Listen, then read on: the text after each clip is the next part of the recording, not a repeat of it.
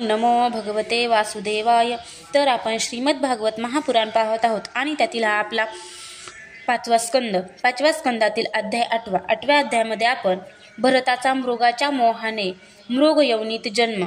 श्री शुक म्हणतात, एकदा भरत गंडकीमध्ये स्नान करून नित्य नैमित्तिक कर्मे आटोपून प्रणवाचा जप करीत 3 मुहूर्तपर्यंत नदीकाठी बसून राहिला होता. राजा त्याच वेळी तहानेने व्याकुळ झालेली एक हरीण पाणी पिण्यासाठी एकटीच त्या नदीच्या तीरावर आली. ती पाणी पित असताना जवळच गर्जना करणाऱ्या सिंहाची लोकभयंकर आरोळी तिच्या कानावर पडली. स्वभावातच भित्री अशी ती साशंक नजरेने आजूबाजूला पाहत जात असता तेव्हा तिच्या कानावरती भीषण आरोळी पडली. तो सिंहाच्या भीतीने तिचे काळीज धडधडू लागले आणि डोळे भयभीत झाले. तहान तर अजून भागली नव्हती, परंतु आता तर प्राणावर बेतले होते. म्हणून भयभीत होऊन एकदम नदी पार करण्यासाठी तिने उडी मारली. तिच्या पोटामध्ये गर्भ होता. उडी मारतेवेळी अत्यंत भयभीत झाल्यामुळे तिचा गर्भ गर्भाशयातून बाहेर येऊन नदीच्या प्रवाहात पडला. सिंहाच्या भयाने लांब उडी मारल्यामुळे त्या हरणीचा गर्भपात झाला. त्यामुळे तसेच कळपापासून ताटातूट झाल्या कारणाने ती अत्यंत दुःखी झाली. त्यातच उडी मारताना एका दरीत कोसळून मरण पावली.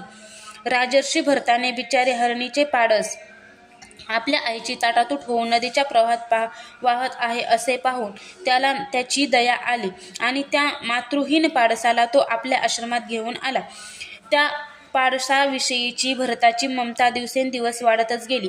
तो नेहमी त्याचे पालन पोषण करणे, त्याचे लाड करणे, त्याला चुचकारणे यासारख्या चिंतेतच मग्न झाला. थोड्याच दिवसात त्याचे नियम आणि भगवत पूजा इत्यादी आवश्यक कृत्ये एक एक करून कमी होत शेवटी सर्वच बंद झाले. त्याचा आता असा विचार सुरू झाला, पहा ना, केवढी खेदाची गोष्ट आहे.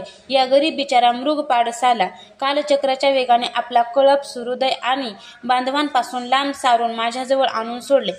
हे मलाच आपला माता, पिता, भाऊबंद आणि कळपातील सोबती समजत आहे. त्याला माझ्याशिवाय इतर कोणाची माहिती नाही आणि माझ्यावरच याचा पूर्ण विश्वास आहे. शरणागताची उपेक्षा करण्यातील दोष मी जाणतो, म्हणून मला आता सर्व प्रकारे दोषबुद्धी सोडून या माझ्या आश्रिताचे चांगल्या तऱ्हेने पालन पोषण आणि लाड केले पाहिजेत. शांत स्वभावाचे आणि गरिबांचे हितचिंतक सज्जन अशा शरणागताचे रक्षण करण्यासाठी आपल्या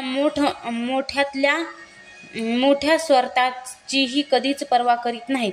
अशा प्रकारे त्या हरिणाच्या पाडसामध्ये आसक्ती वाढत गेल्याने उठता बसता, झोपताना, फिरताना, कोठेही थांबताना आणि भोजन करतेवेळी सुद्धा त्याचे चित्त त्याच्या स्नेहापाशामध्ये बांधलेले राहत असे. जेव्हा त्याला दर्भ, फुले, समिधा, पाने किंवा फळे मुळे आणावयाची असत, तेव्हा लांडगे आणि कुत्र्यांच्या भीतीने तो त्याला बरोबर घेऊन वनात जात असे. वाटेत इकडे तिकडे कोवळे गवत वगैरे पाहून बावळेपणाने ते हरिण पाडस थांबत असे. तेव्हा तो अत्यंत प्रेमळ मनाने, दयाबुद्धीने त्याला आपल्या खांद्यावर घेई. कधी कडेवर घेऊन तर कधी छातीशी धरून त्याचे लाड करण्यातच त्याला आनंद मिळत असे. राजराजेश्वर भरत नित्य नैमित्तिक कर्मे करतेवेळी सुद्धा मध्येच उठून त्या पाडसाला पाही आणि जेव्हा त्याच्यावर त्याची दृष्टी पडत असे तेव्हा त्याचे चित्त शांत होत असे. त्यावेळी त्याला आशीर्वाद देत तो म्हणे, वत्सा, तुझे सर्वत्र कल्याण असो. जर ते कधी दृष्टीस पडले नाही तर पैसा चोरीला गेलेल्या गरीब माणसाप्रमाणे त्याचे चित्त अत्यंत उद्विग्न होऊन जात असे आणि नंतर त्या पाडसाच्या विरहाने अंतःकरण व्याकुळ होऊन करुणेने त्याच्या विषयीच शोक करीत मोहाने तो असे म्हणे, अहो, आईविना असलेले गरीब पाडस, दुष्ट पारद्यांसारखी बुद्धी असलेल्या माझ्यासारख्या पुण्यहीन नीचावर विश्वास ठेवून राहिले आणि आताही मला आपला मानून मी केलेल्या अपराधांची सत्पुरुषाप्रमाणे मला क्षमा करून परत येईल ना? पुन्हा मी त्याला या आश्रमाच्या बागेत भगवंताच्या कृपेने सुरक्षित राहून निर्विघ्नपणे हिरवेगार गवत चारताना पाहू शकेन ना? एकदा लांडगा, कुत्रा, कळपाने हिंडणारी डुकरे किंवा एकटेच फिरणारे वाघ इत्यादी त्याला खाऊन तर टाकणार नाहीत ना? अरे, संपूर्ण जगाच्या कल्याणासाठी प्रकट होणारा वेदत्रयी रूप भगवान सूर्य अस्ताला जाऊ पाहत आहे, तरी त्या हरणीचे माझ्याकडे असलेली अनामत अजून परत आली नाही. तो हरिण राजकुमार पुण्यहीन अशा माझ्याकडे येऊन आपल्या मृग पाडसाला शोभणाऱ्या निरनिराळ्या मनोहर आणि दर्शनीय क्रीडांनी आपल्या माणसांचा शोक नाहीसा करून मला आनंदित करील काय?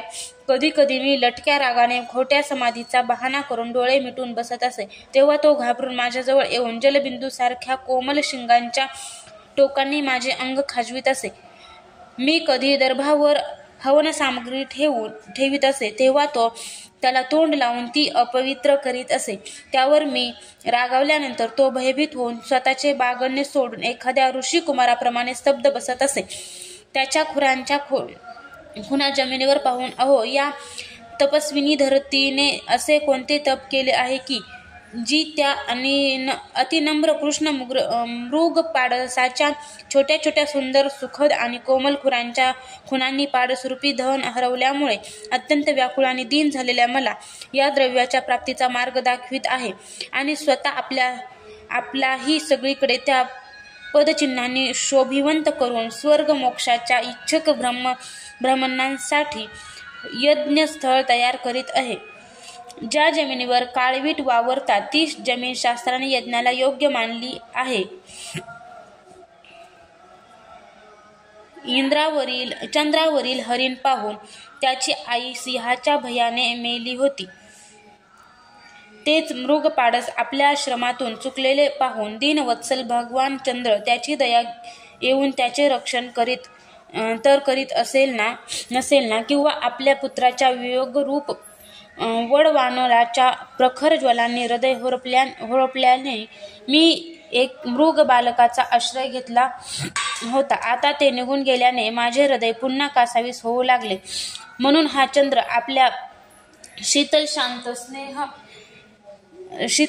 शांत स्नेहपूर्ण अशा मुखातून निघणाऱ्या पाणीरूप अमृत किरणांनी मला शांत करीत असेल का? अशा रीतीने जे पूर्ण होणे सर्वथैव अशक्य होते अशा विविध मनोरथांनी भरताचे चित्त व्याकुळ होऊ लागले.